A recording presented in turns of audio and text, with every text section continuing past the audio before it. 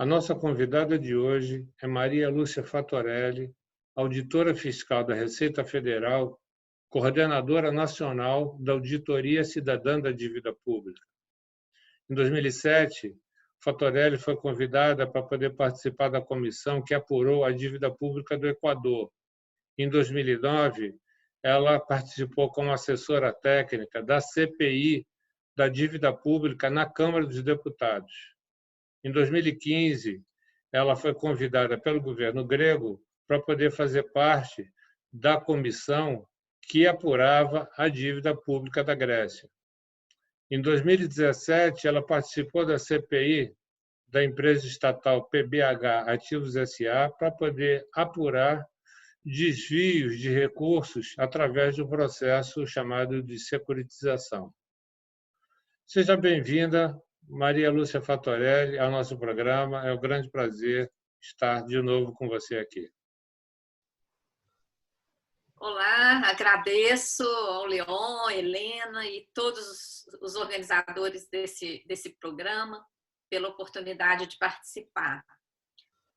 À frente da Auditoria Cidadã, nesses últimos 20 anos, nós realizamos várias atividades, principalmente junto à sociedade, né, junto a entidades da sociedade civil, muitas palestras, muitos cursos, temos muitas publicações, estamos em todas as redes sociais, convido vocês a acessarem a página auditoriacidadã.org.br e também no Facebook, no YouTube, no Instagram, no Twitter. Mas tivemos também participações institucionais.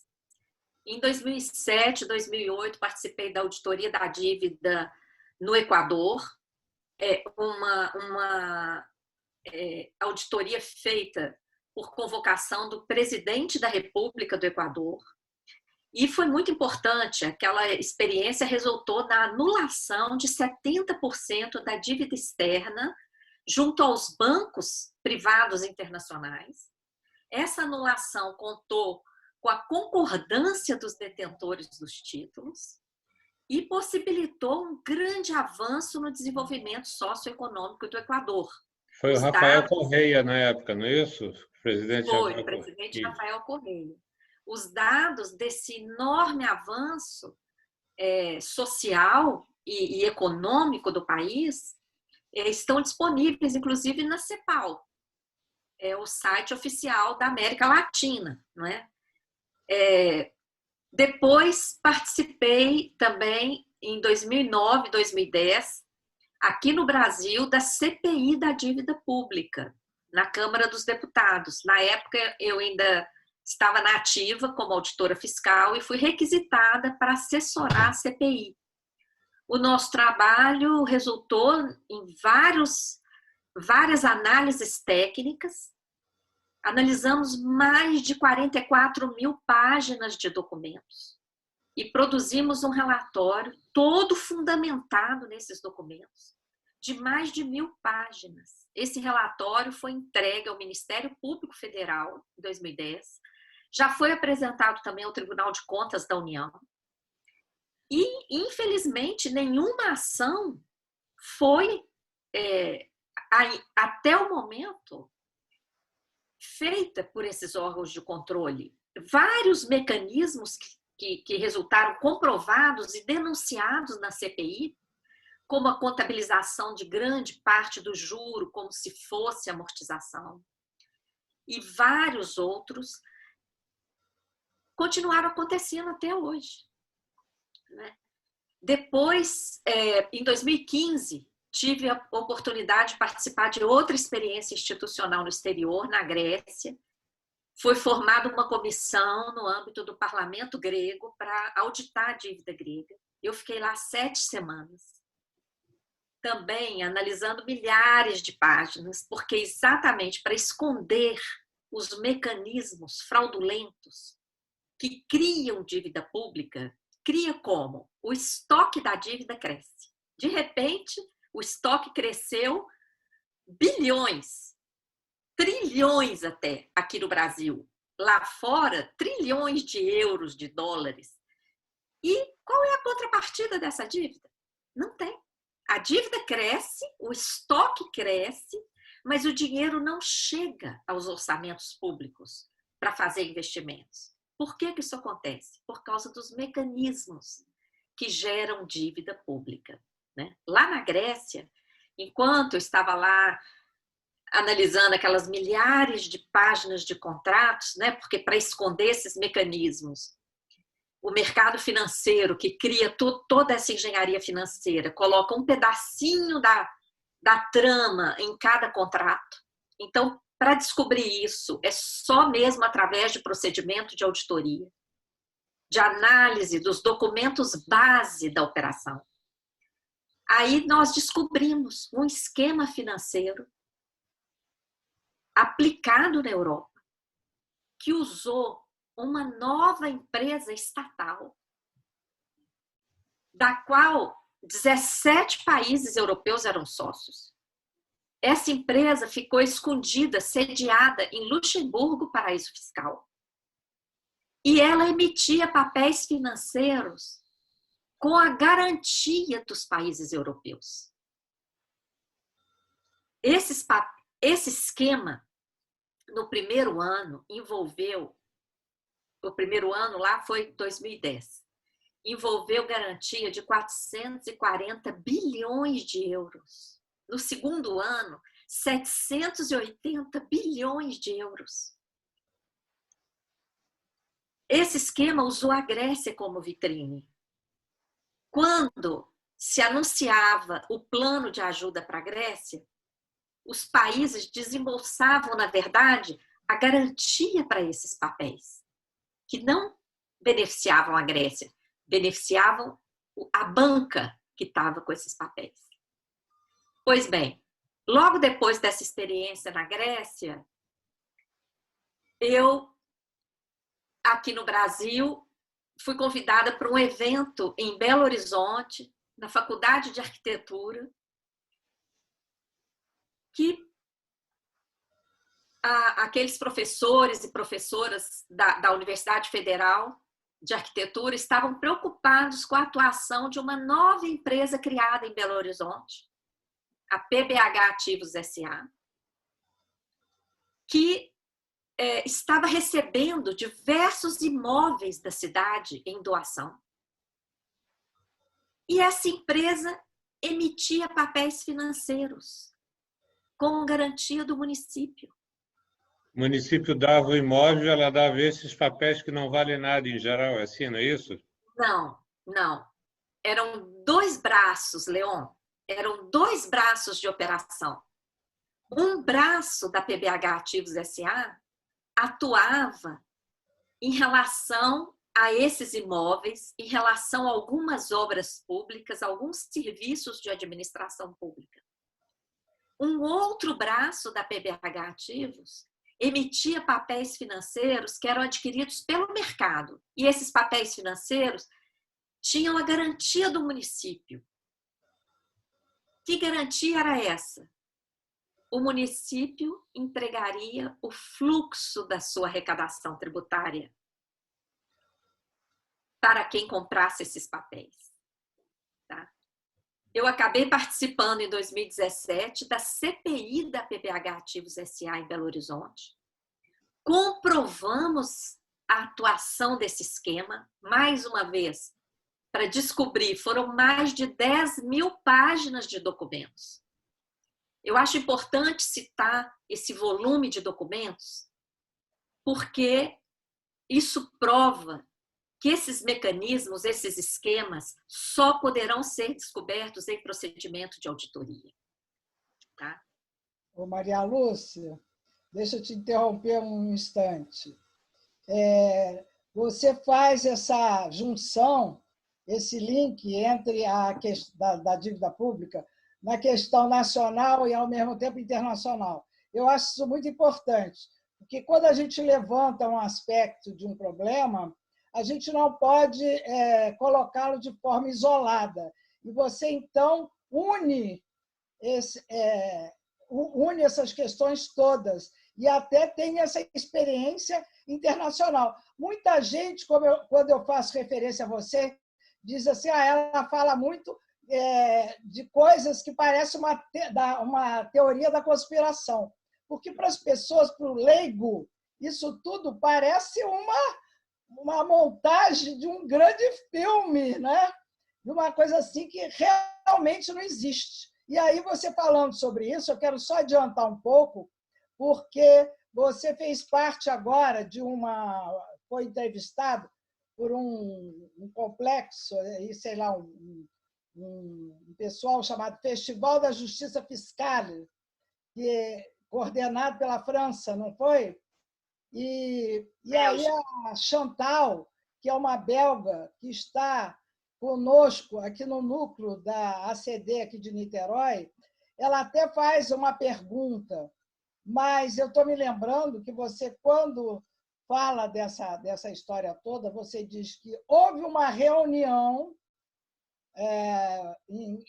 em razão da PEC 10, houve uma reunião em Londres dos grandes empresários de banco, do sistema financeiro. E eu queria que você contasse essa história, porque eu acho essa história de arrepiar, viu? E se é ficção, parece ficção, mas não é. Então, olha só, eu quero adiantar para falar o que a Chantal pergunta. Você falou em 4 trilhões de reais em reserva, considerando que o Supremo Tribunal Federal suspendeu a lei da responsabilidade fiscal e, consequentemente, os mecanismos, e considerando que as emendas constitucionais estão sendo votadas e que só alimentam o mecanismo perverso da dívida, com aumento dos lucros dos bancos e privilégio dos rentistas, como os partidos, os sindicatos, os movimentos sociais podem agora contribuir para divulgar essa série de informações que eu estou sintetizando, não sei se ficou claro, você pode voltar aí às questões, porque tem embutido nisso aí várias coisas ao mesmo tempo, enfim, e para a gente divulgar e ir para a rua para denunciar isso. Antes eu ia pedir o seguinte, é interessante, por que parece muitas vezes ficção isso tudo para a população? Porque ela não está tão informada assim a respeito de como essas coisas se dão. Aí eu pediria para, no preâmbulo dessa resposta, explicar um pouco para os nossos espectadores da auditoria, que não têm uma experiência econômica muito grande, para poder dar uma contextualização para eles compreenderem melhor e aí a gente aprofunda. Por favor. Claro. Bom, em primeiro lugar, por que as pessoas ficam assustadas, não é? Quando a gente fala do sistema da dívida? O mercado financeiro foi muito esperto de escolher a dívida para ser o veículo do roubo de recurso público. Dívida é uma coisa que todo mundo respeita. E quando se fala em dívida, todo mundo sabe o que é uma dívida, porque todo mundo ou já emprestou dinheiro para alguém, ou já pegou dinheiro emprestado, e faz aquele paralelo com a sua vida pessoal, o que é um grande erro. Por quê? Na nossa vida pessoal, só surge uma dívida quando você realmente recebe um dinheiro. Por exemplo, eu não posso dizer para Helena, não é, né, Helena? Ô, Helena, você me deve R$1.000. A Helena vai falar, peraí, Maria Lúcia, que dia que você me entregou esses R$1.000? Não é mesmo? Isso acontece com qualquer pessoa. Na dívida pública, gente, nesses 20 anos de investigação, nós comprovamos, como eu falei no início, a gente trabalha com base em documentos oficiais, dados oficiais. Nós comprovamos o crescimento do estoque da dívida sem nenhuma contrapartida em ingresso de dinheiro. Seria a mesma coisa que na vida das pessoas elas passarem a dever uma quantia exorbitante sem ter recebido nada. Entenderam? Então, por que isso acontece? Exatamente porque o estudo das finanças públicas foi retirado não só do debate com as pessoas, das notícias de jornais, mas até mesmo das universidades.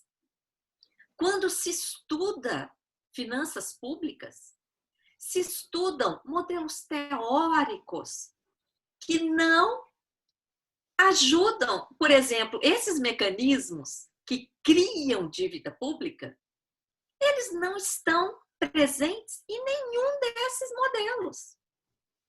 Por isso é que quando a gente fala nisso, Helena, muita gente, até economistas, fala que isso, entendeu? Por quê? Porque a gente está falando de uma coisa que até pessoas que fizeram mestrado, doutorado, têm grande conhecimento dos modelos econômicos e da teoria econômica, nunca ouviram falar. Por quê?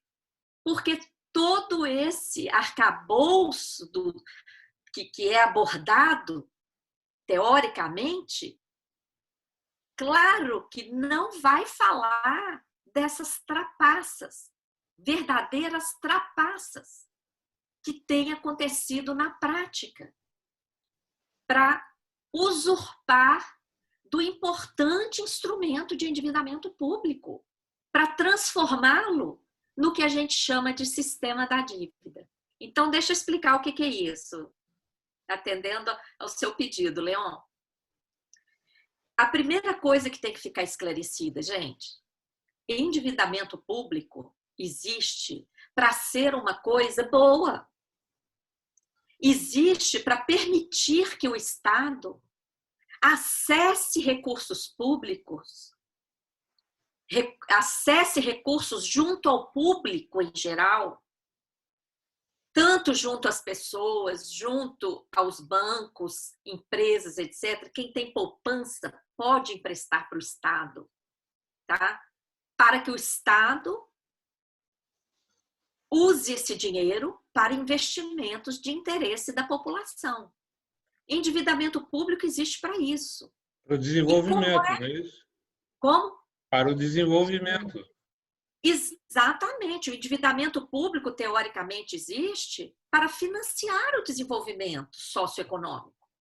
Ou seja, o Estado emite títulos públicos e todas as pessoas, empresas, bancos, poderiam comprar esses títulos e, com esse dinheiro, o Estado faria os investimentos públicos. Fatorelli, sem querer te atrapalhar, mas só para poder também ajudar, os americanos, por exemplo, eles têm um nível de endividamento alto, mas dá um retorno para a população com esses investimentos. O cara investe, não é isso? O cara se endivida, mas retorna. Você pega um dinheiro, por exemplo, compra uma casa, então, ou você monta um negócio, com isso você pega um dinheiro, se endivida, mas você evolui, se desenvolve, não é isso?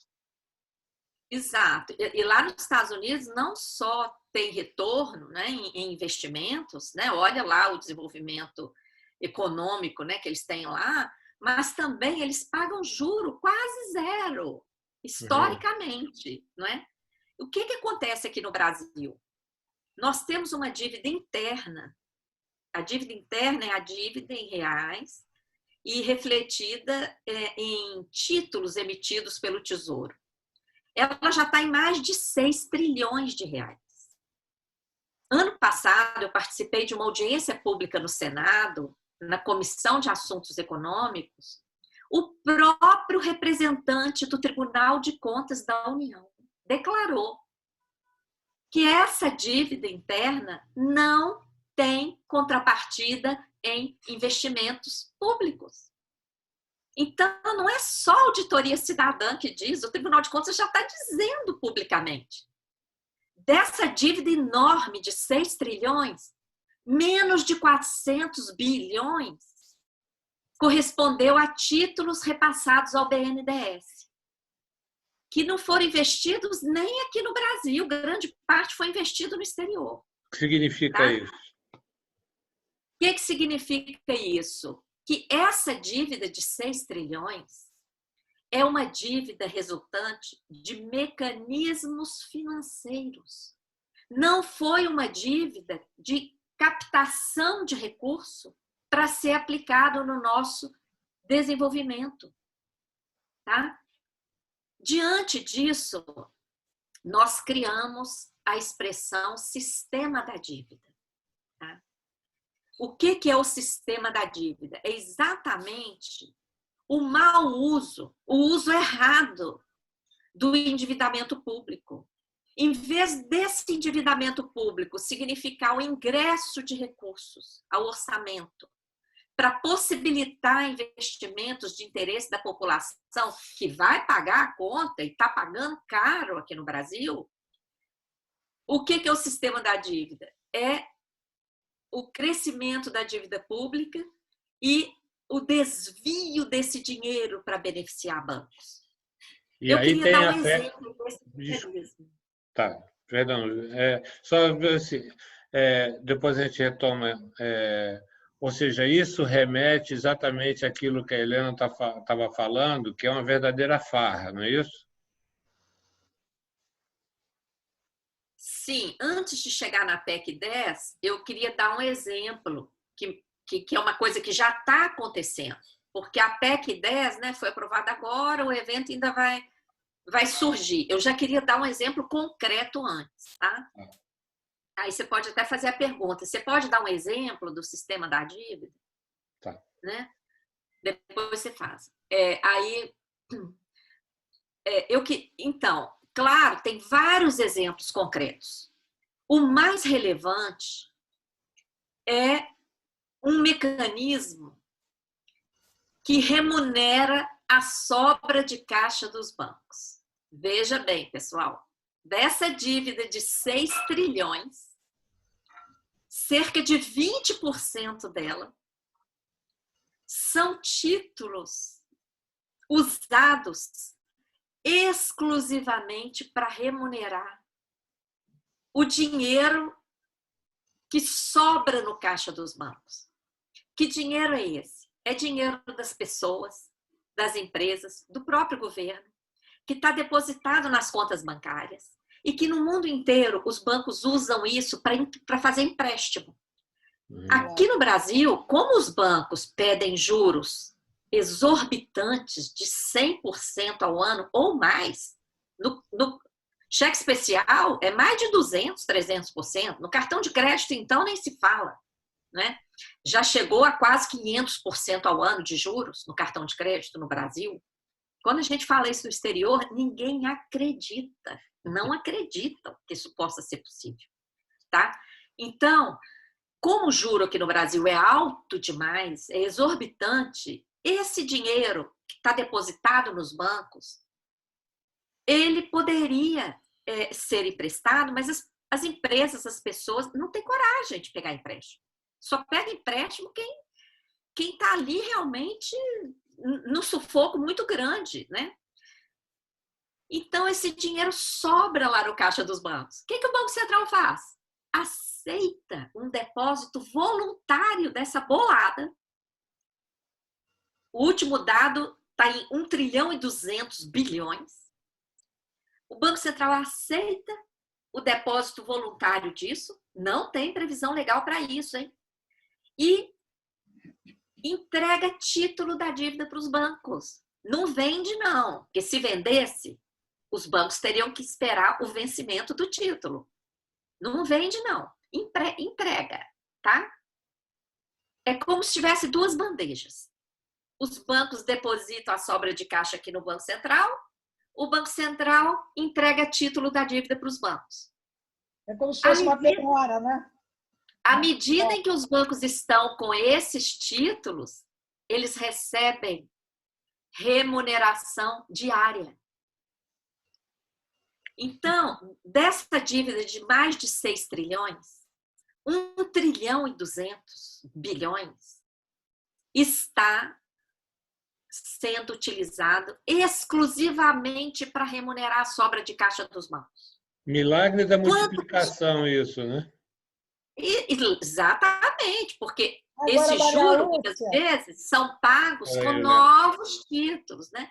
E só agora, olha esse só, mecanismo, gente, só um custou... instante. Helena, Oi? deixa ela concluir, aí a gente Não, faz a mas é pergunta. dentro disso. Essa sobra do caixa dos bancos, a gente pode falar que isso faz parte da rolagem da dívida ou não?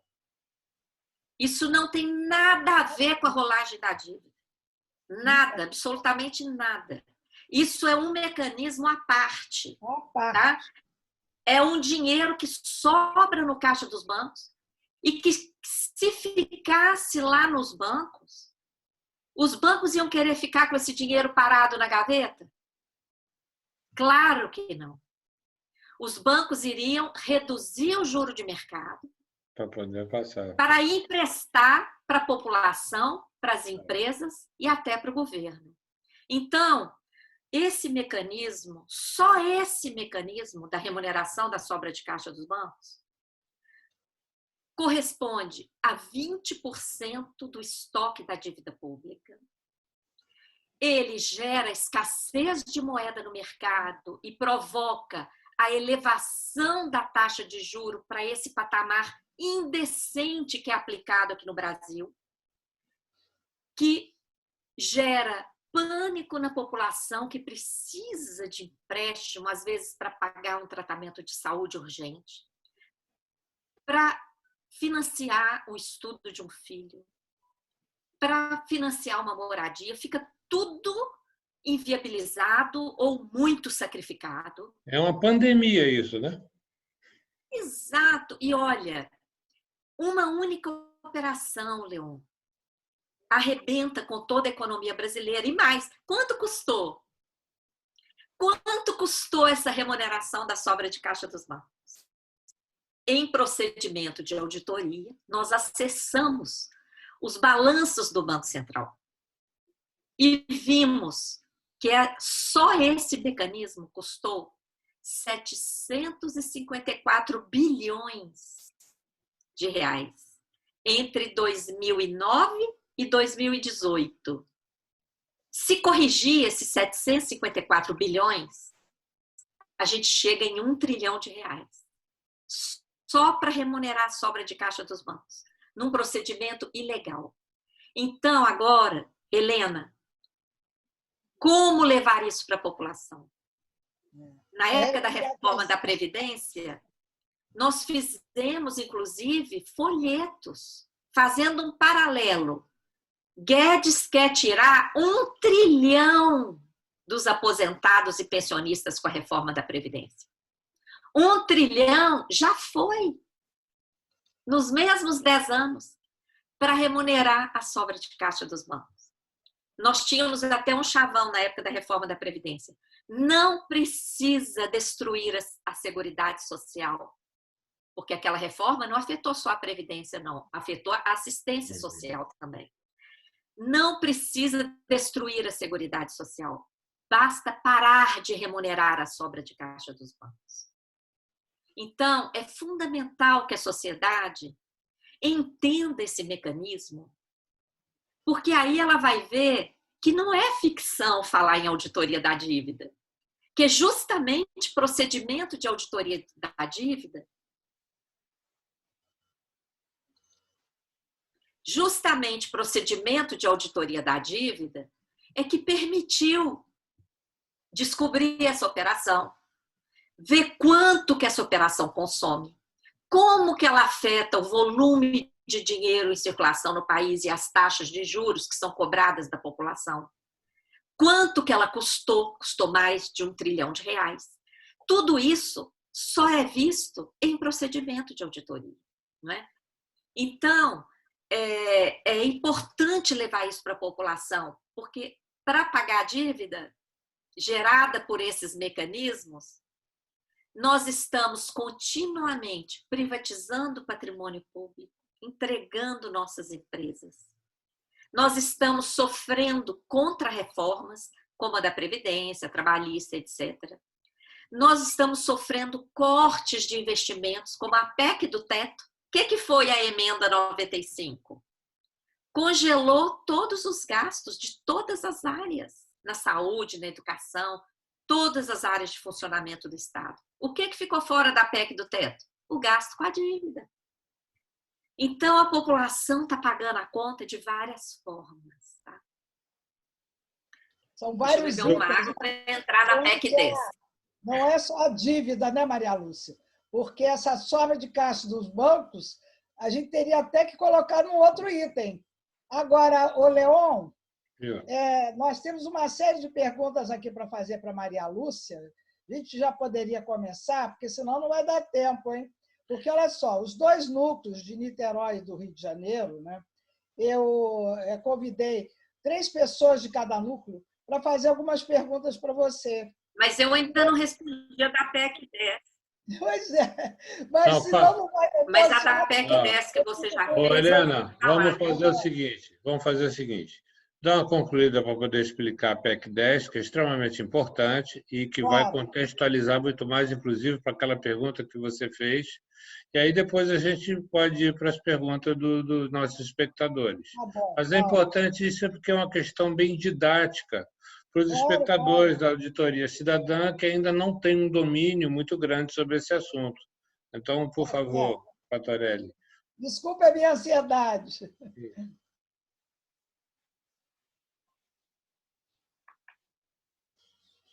Vocês estão me ouvindo bem? Estamos ouvindo muito bem. Podemos falar sobre a PEC 10.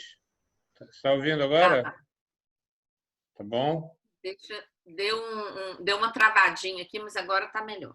Mas o som está aparecendo bem, não está falhando nada, portanto pode falar. Eventualmente a imagem falha, né? Mas o som ele tem prioridade sobre a imagem, então ele flui bonitinho. Pode falar à vontade, tá bom? Vamos falar sobre, então, a questão da PEC 10, que é importante para que todos tenham uma compreensão. Parece que é algo que veio para salvar e, na verdade, veio para poder ainda, vamos dizer assim, embarcar nessa questão toda da farra dos bancos, vamos dizer assim, do sistema financeiro. Por favor. Sim, nesse contexto atual agora de pandemia, né, em vez de parar de remunerar essa sobra de caixa dos bancos, que está levando centenas de bilhões de reais, em vez de suspender o pagamento dos juros e amortizações da dívida, porque quem vive do rentismo pode esperar. Nós temos uma petição pública, até peço a vocês que divulguem. Nós temos uma petição pública, está em destaque na página da Auditoria Cidadã, pela suspensão do pagamento dos juros e encargos da dívida, para que os recursos se destinem prioritariamente às necessidades de recursos agora decorrentes dessa pandemia do coronavírus. E se instale imediatamente uma auditoria, porque a auditoria, por exemplo, vai suspender esse mecanismo da remuneração da sobra de caixa dos bancos e outros que estão roubando recursos públicos, não é? Então, em vez de corrigir essas distorções, passou a tramitar, dia 1º de abril, uma proposta de alteração da Constituição, que recebeu o número de PEC 10. 1º de abril é uma boa data. No meio, né? Uma boa data. Das medidas para facilitar a contratação. Exatamente. No meio das medidas destinadas a facilitar os procedimentos de contratação e pagamentos durante o período da pandemia, foram introduzidos dispositivos que autorizam o Banco Central a operar no mercado de balcão. O que é isso? O texto dessa PEC 10 visou trazer dispositivos que facilitassem contratações e pagamentos durante a pandemia.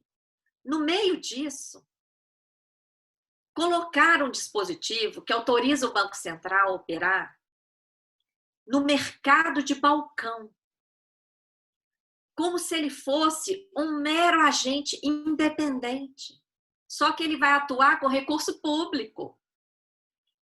Por esse mecanismo, o Banco Central vai poder comprar qualquer papel, qualquer ativo financeiro, derivativo, qualquer coisa em que estiver em poder de bancos e de instituições financeiras ligadas a eles. A PEC não coloca limite algum de valor. Aí, na Câmara, isso foi aprovado em 2 dias. A PEC foi protocolada dia 1º de abril e foi aprovada dia 3 de abril. Por quê? Porque o ministro Guedes mentiu e disse que só pagaria aqueles R$600 para os pobres se essa PEC fosse aprovada. Eu cheguei a fazer até um desenho aqui, ó, mostrando quanto que custaria os R$600 para os pobres. Eu não sei se dá para vocês verem esse papelzinho. 3 parcelas aqui, ó. Cada parcela dessas é o custo de R$600 multiplicado por 46 milhões de pessoas. Cada papelzinho desse aqui, ó, é 27 bilhões, tá? As três parcelas daria 81 bilhões. Nós arredondamos para 100 bilhões. Vocês sabem quanto que a gente já tinha em caixa? Quando a PEC 10 foi protocolada? 4 trilhões.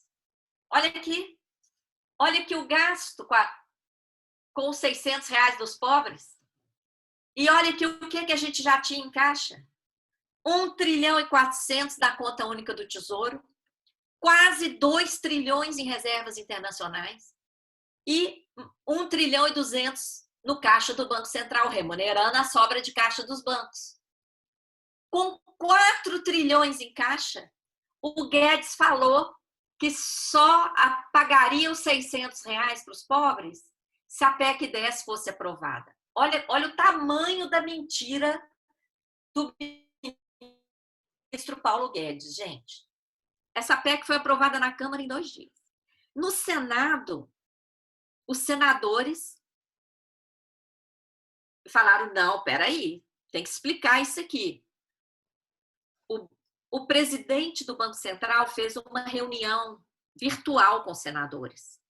Nessa reunião, o presidente do Banco Central declarou que essa operação custaria 972,9 bilhões de reais.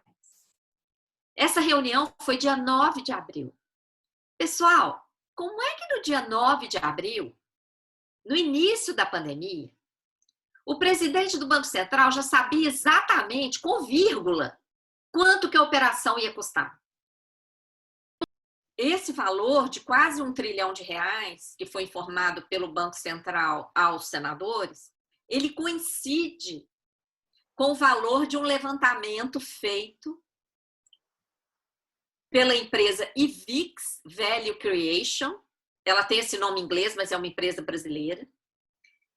Esse levantamento foi publicado em novembro de 2019 e deu notícia da existência de quase 1 trilhão de reais na carteira podre dos bancos. Tá?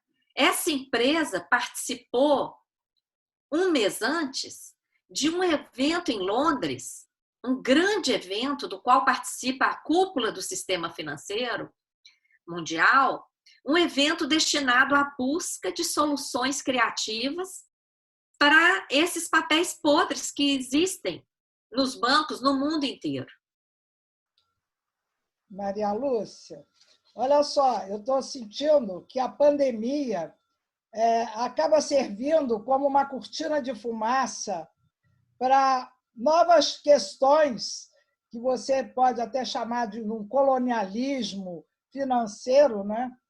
Ser implantado aqui no Brasil. Então, houve uma pergunta do Hugo Caram, que até fez o curso de vocês da auditoria, ele está empolgadíssimo com esse curso, ele fez uma série de perguntas, e entre elas, quando vai se abrir o caixa preta do Bacen e do Tesouro Nacional, a exemplo do que se fez lá do BNDES? Grande parte das perguntas se refere exatamente a isso. Nós tivemos alguns problemas técnicos aqui por causa da conexão, né? Todo mundo está acessando a internet ao mesmo tempo, então, de vez em quando, a gente tem, vamos dizer assim, essas dificuldades. Mas estamos de volta aqui com a Fatorelli e os nossos telespectadores, um deles perguntou se esta política, uma política de baixar juros, vai favorecer, vai ajudar a gente enfrentar essa questão também do aumento da dívida?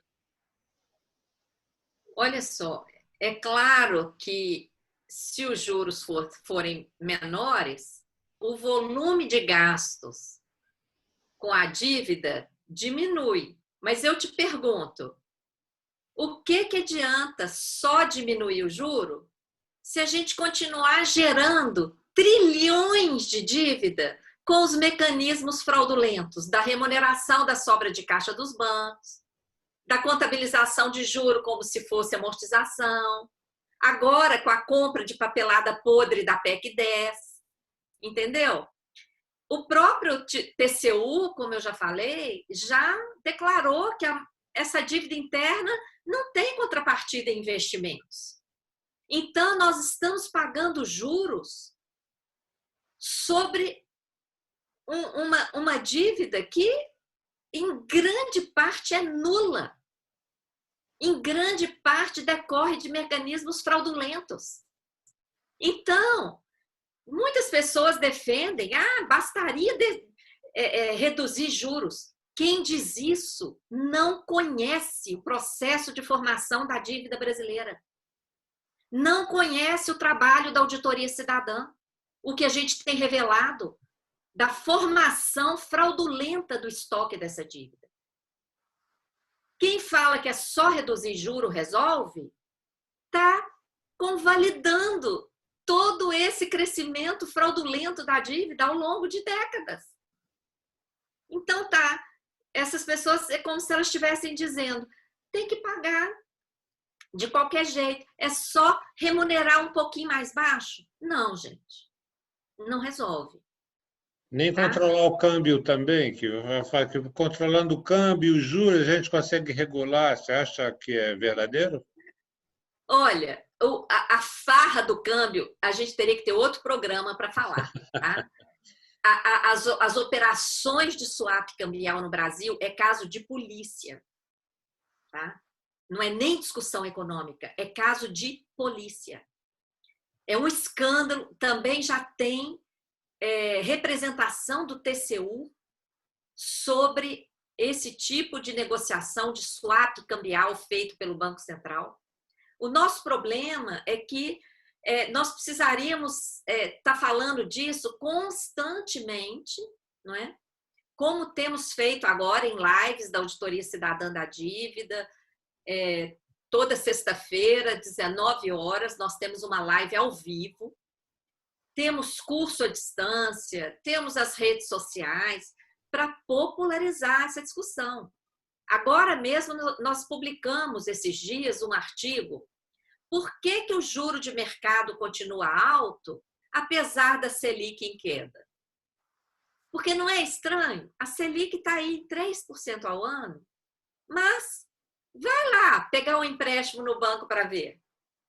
Continua 100% de juro. Por que isso?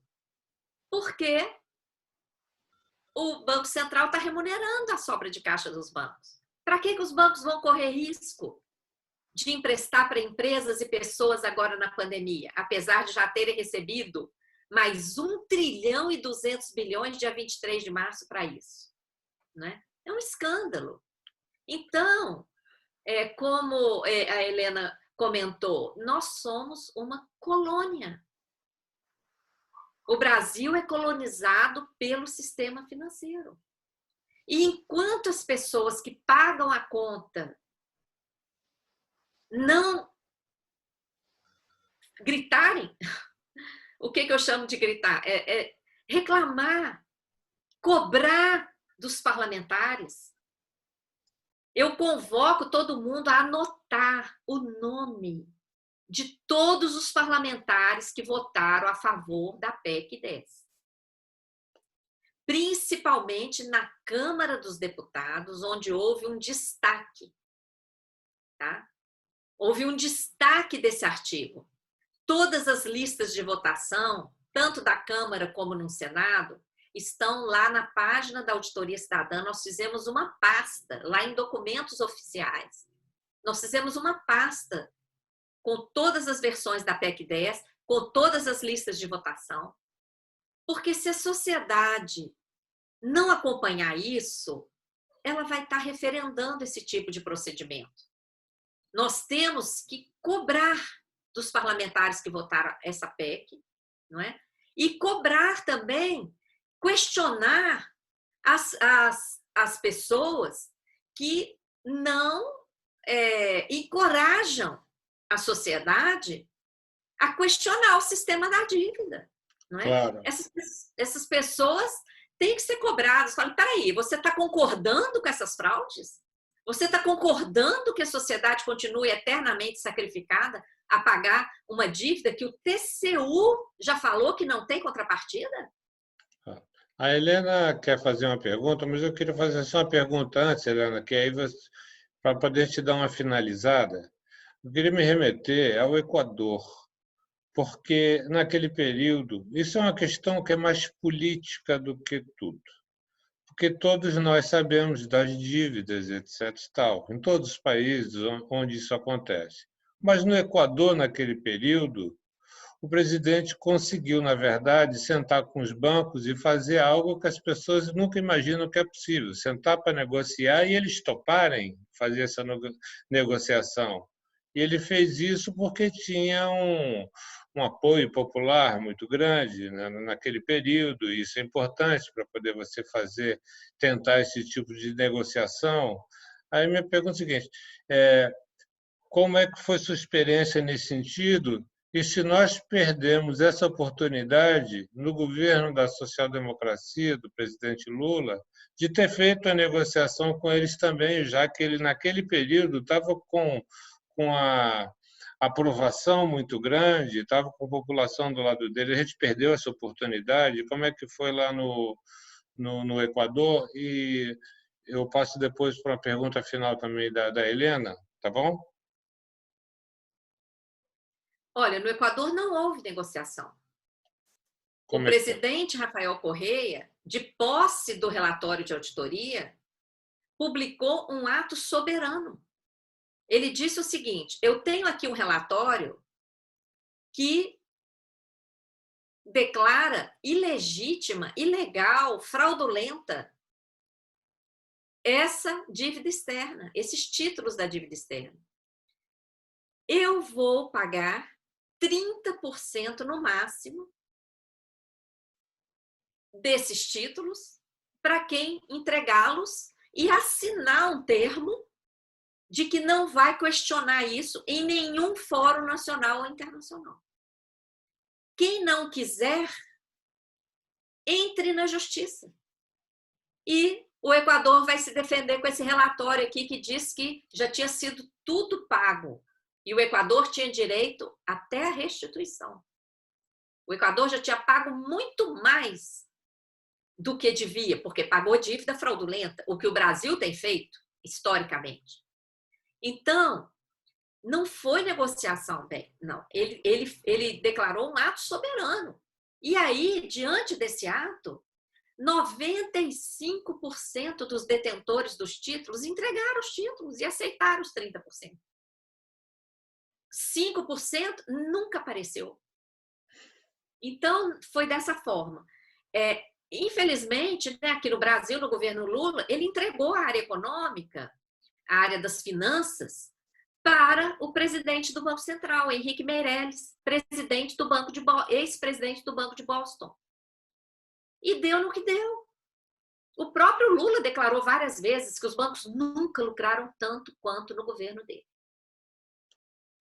Helena, a banca está usando de um oportunismo impressionante, usando o drama da pandemia para aprovar, por exemplo, a PEC 10, que autoriza o Banco Central agir no mercado de balcão de uma forma totalmente independente, sem limite de valor, sem identificar de quem está comprando os papéis podres, e que o presidente do Banco Central já declarou para os próprios senadores que essa operação pode chegar a R$1 trilhão.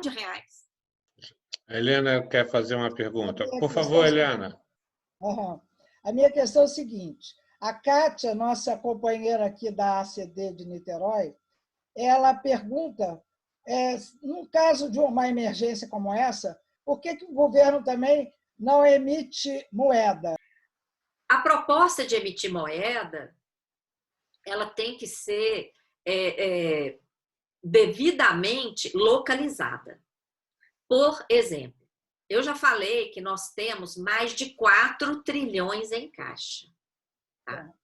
Então, para os gastos com a pandemia, só para ter uma ideia quanto que é 4 trilhões, porque é difícil raciocinar em termos de trilhão, o orçamento inteiro, o orçamento federal inteiro de 2019, com todos os gastos com a manutenção do Estado, inclusive os gastos com a dívida, juro e amortização, o orçamento federal inteiro de 2019 foi 2,7 trilhões. Nós temos mais de 4 em caixa. Então, nós temos dinheiro, gente, muito mais que suficiente para os gastos com a pandemia. O que poderia ser feito, Helena, em relação à emissão de moeda, é um programa para Banco Central, de acordo com o artigo 164 da Constituição, pode emitir moeda. Ele poderia emitir moeda, injetar nos bancos públicos, porque nós ainda temos bancos públicos, é preciso lembrar, injetar nos bancos públicos e obrigar esses bancos públicos a fazer empréstimo para as empresas e pessoas, principalmente para as empresas, enquanto durar a pandemia, a juros zero e prazo de carência. Se o Banco Central fizer isso, ele é uma autoridade monetária. Ele pode ordenar que os bancos emprestem para as empresas. Se as empresas pegarem esse empréstimo, elas terão como manter os seus empregados, elas não vão ter que mandar ninguém embora. Elas vão ter como pagar seus fornecedores. Porque se elas não pagam seus fornecedores, aqueles fornecedores vão começar a entrar em dificuldade também. Então, não significaria um aumento do volume de moeda em circulação. Seria apenas uma manutenção do fluxo de circulação da moeda enquanto durar essa fase mais rígida da pandemia. Então, por isso que eu falo que essa proposta de emissão de moeda ela tem que ser localizada. Porque para os gastos públicos, nós temos 4 trilhões em caixa. Pelo menos nesse momento, se poderia lançar mão da emissão de moeda para esse programa de empréstimo a juros zero e prazo de carência enquanto durar a pandemia. Tá? A gente chegou até a escrever isso num artigo, porque se a intenção do Banco Central fosse salvar a economia brasileira, ele poderia fazer isso e manter o fluxo de recursos. Mas o que o Banco Central encaminhou para o Congresso? A PEC 10. Gastar trilhões para comprar papel podre acumulado há 15 anos na banca. É muito importante que as pessoas se iniciem ou continuem esse debate sobre a dívida pública, sobre a dívida interna e dívida externa, que se nós estudarmos, veremos que hoje em dia isso não dá para poder dividir exatamente em dívida interna e dívida externa. Talvez hoje em dia a gente possa compreender como uma dívida só. E aí eu convido a todos os nossos espectadores a darem uma passada ali pelo site da Auditoria Cidadã, que eu vou colocar aqui embaixo, vai estar aqui aparecendo nas legendas, para poder vocês terem uma quantidade de informações maiores, fazerem cursos, acessarem documentos e diversas palestras e lives que a Fatorelli já fez, que é uma grande contribuição. Agradeço muito. Acho que o povo brasileiro também deve agradecer pelo fato de você estar empenhada durante esse tempo todo, dedicando a sua vida a essa causa que é muito importante. Eu queria que você desse uma palavra final para os nossos espectadores da Auditoria Cidadã. Olha, eu agradeço imensamente pela oportunidade, né, dessa participação com vocês e peço realmente que acessem, né, as nossas páginas, as mídias sociais. No Facebook, diariamente, a gente posta com um palavreado mais fácil para que as pessoas compreendam, né, esses mecanismos. E, nesse momento, pressionar o Supremo Tribunal Federal, porque esses senadores ingressaram com ação direta de inconstitucionalidade em relação a esse mecanismo que autorizou o Banco Central a atuar no mercado de balcão. Nós estamos com uma campanha para que as pessoas pressionem o Supremo a barrar esse golpe de trilhões de reais contra as finanças públicas brasileiras. E reforço também o pedido para que as pessoas assinem a petição pública para suspender os juros e encargos, iniciar imediatamente uma auditoria com participação social para que os recursos se destinem prioritariamente às necessidades sociais, agora ainda mais graves, em decorrência da pandemia do coronavírus. Aguardo vocês nas nossas mídias e seguimos juntos.